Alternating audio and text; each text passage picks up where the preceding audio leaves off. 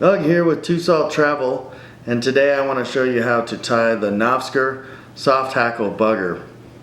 This fly is a size 8, tied on a jighead hook with a tungsten bead, but you can also tie it on a like a straight shanked streamer hook.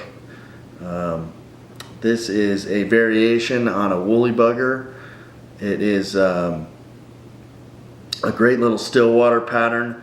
I like to fish this under a nymph rig using a bobber, and I'll fish this thing right off the bottom in lakes and reservoirs. It's kind of, I don't fish a lot of damselfly patterns, but this is one of my go-to patterns when I think there might be damselflies down on the bottom of the lakes or swimming around. I hope you enjoy this video. Let's take a look now on how to tie one up. Alright, so you're going to want to start off by putting a hook in the vise, and this is the Tiemco 403 barbless jig hook in a size 8, and then to it I'm going to add a bead, and this is a slotted tungsten bead. This is the 5/32 bead. And once you get that bead, you just want to get that seated down to the eye there. Sometimes it doesn't want to go. There it goes. And then put it back in your vise. And then you can cast on, and I'm using some olive uni thread. This is the 3/0. And just cast this on and cut off the tag there. And then I'm just going to build up a layer of wraps down the hook to the bend. Be careful you don't hit the point of the hook there like I just did. And then you're going to want to tie onto about 1/8 of an inch from the point. Next you're going to tie on your tail using your marabou. This is strung marabou. These are the blood quills and olive. And again, they're pretty gnarly, so we're just going to clean them up here. Peeling off some of these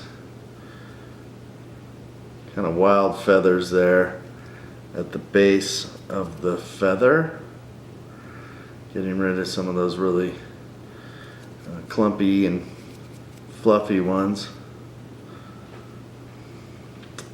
And then I like to kind of peel it back some, exposing that tip, and then I like to cut that little tip off there.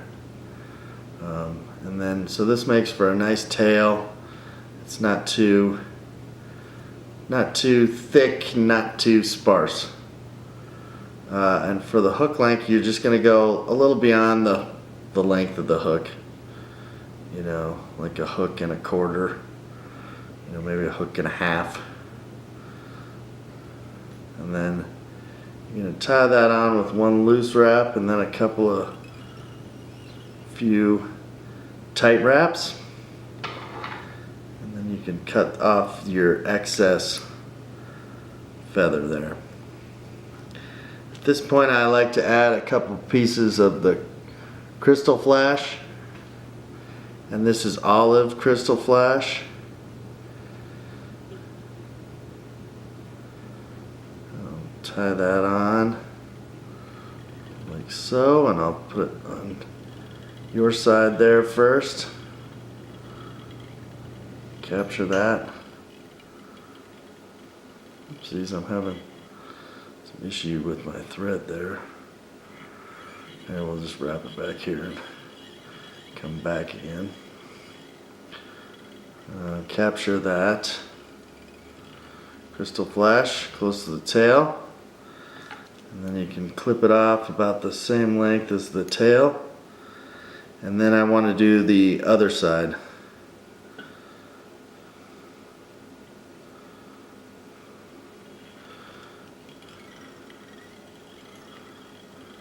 lash that on, and then cut it off about the same length as the tail. Alright, now I can tie in my wire, and I'm using copper wire. This is a small copper wire. It's a very thin diameter, and you can tie in, you know, however you like to tie in your copper wire.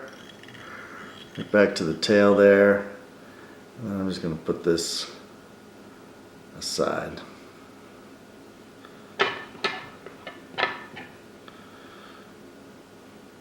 Clip or helicopter.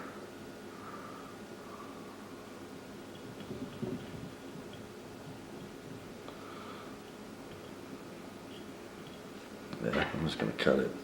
I've got some scissors for cutting wire, and they're right here.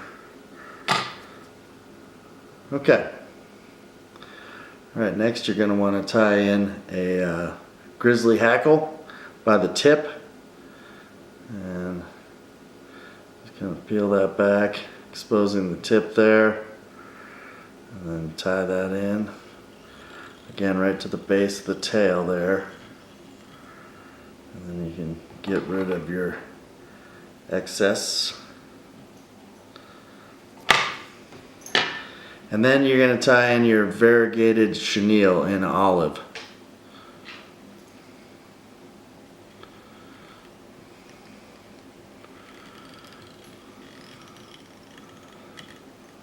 Push that down pretty good.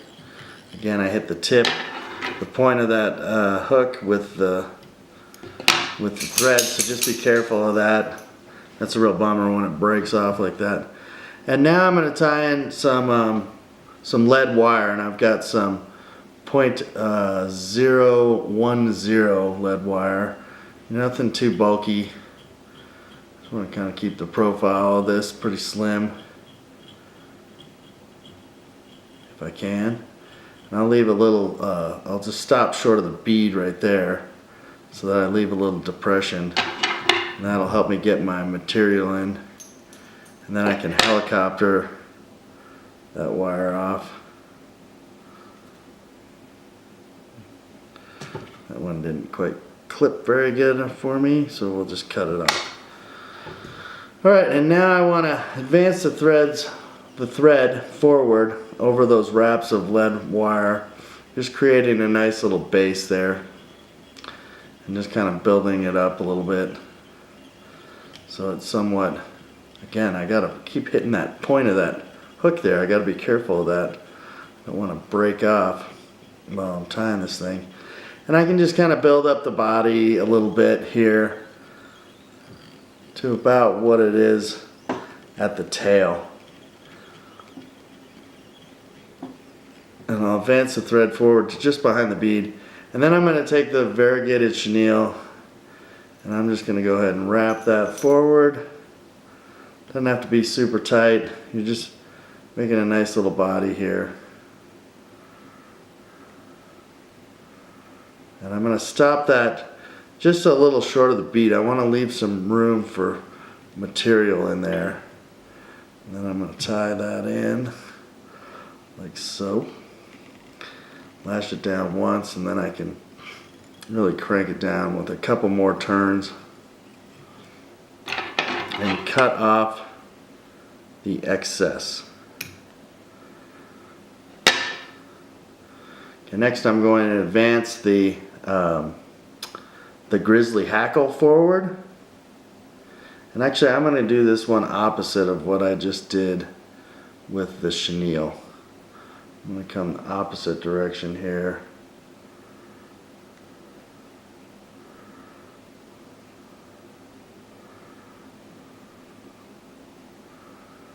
And just advance that forward to right behind the bead. Stopping maybe just a little short of that bead because I want to leave some room there for the soft hackle part of this.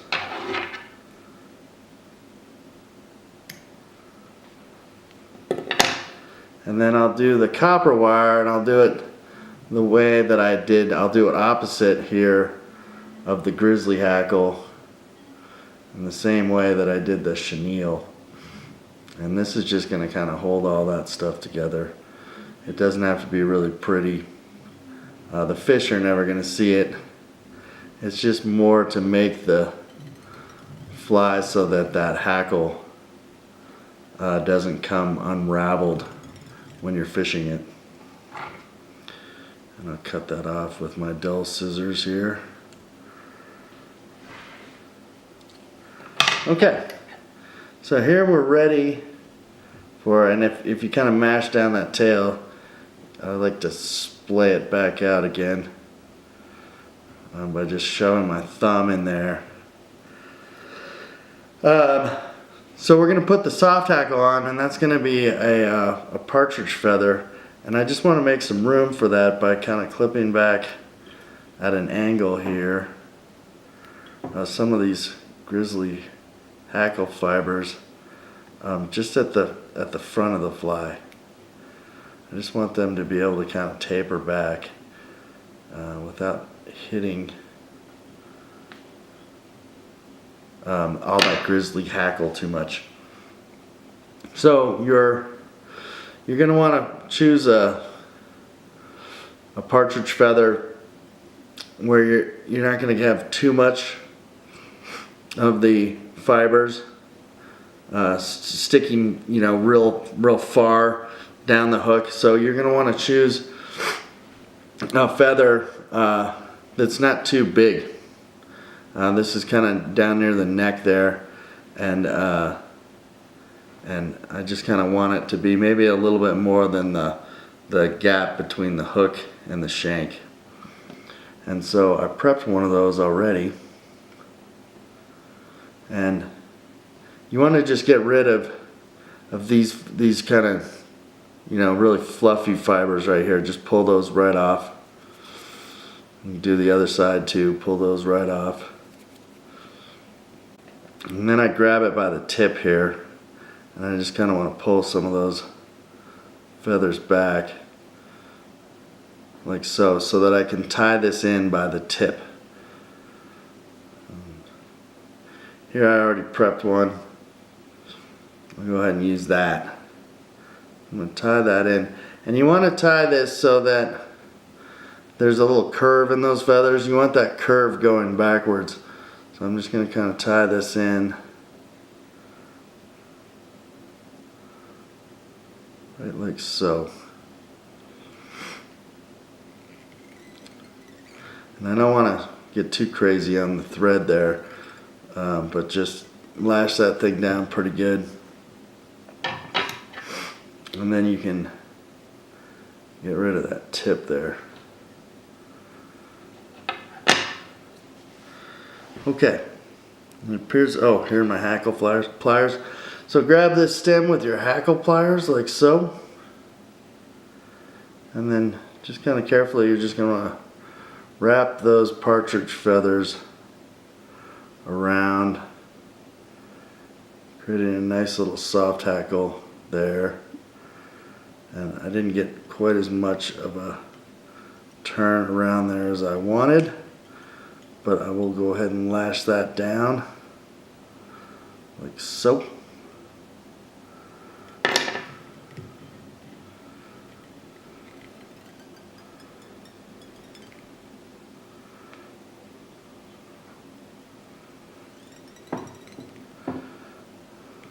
Trying to get that to really cinch down there behind the bead. You can see as I kind of am pulling those fibers tight, it's kind of making them stand up and splay out. And at this point I can get rid of that stem. Let me just crank that down a couple times, make sure I've got it really lashed in there well. And I can get rid of this stem right here.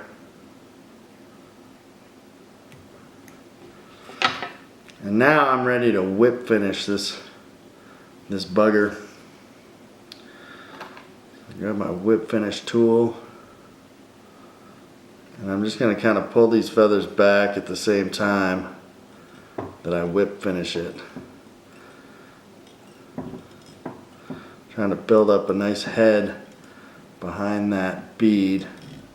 It's going to help push those soft hackle fibers rearwards.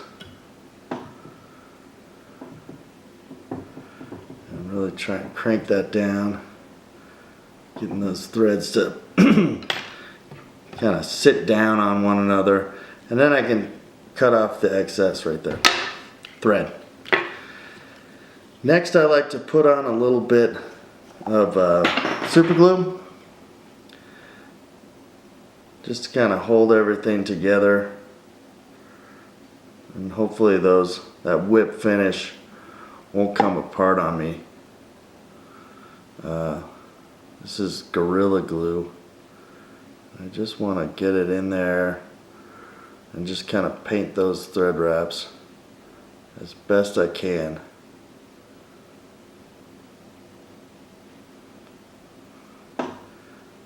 Hold those fibers back. And that is the Nofstger Soft Hackle on a jig hook with a tungsten bead. Thanks for watching this video. If you liked what you saw, please subscribe to my channel. And thanks.